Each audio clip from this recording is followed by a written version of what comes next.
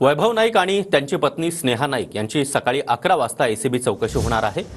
रत्नागिरीच्या एसीबी कार्यालयामध्ये त्यांची चौकशी केली जाणार आहे। मालमत्ता उत्पन्नाच्या कागदपत्रांची पूर्तता न केल्यानं एसीबी कडून नोटीस देखील बजावण्यात आली आहे। उद्धव ठाकरे गटाचे नेते आणि माजी आमदार वैभव नाईक आज पुन्हा एकदा रत्नागिरीच्या एसीबी कार्यालयासमोर चौकशीसाठी या ठिकाणी हजर राहणार आहेत।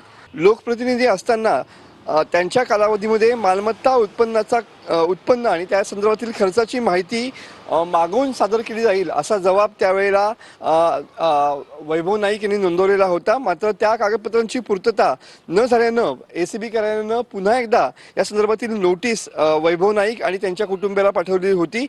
एसीबीचे उप अधीक्षक अविनाश पाटील यांनी ही नोटीस काढलेली होती आणि त्याच अनुषंगानं आज सकाळी 11 वाजता वैभव नाईक आणि त्यांची पत्नी स्नेहा यांना याच एसीबी कार्यालयात हजर राहण्यासंदर्भातली ही नोटीस होती आणि या नोटीसच्या अनुषंगानं आज वैभव नाईक आणि त्यांची पत्नी ही सकाळी 11 वाजता याच एसीबी कार्यालयात हजर राहून पुन्हा एकदा चौकशीला या ठिकाणी सामोरे जाणार आहेत।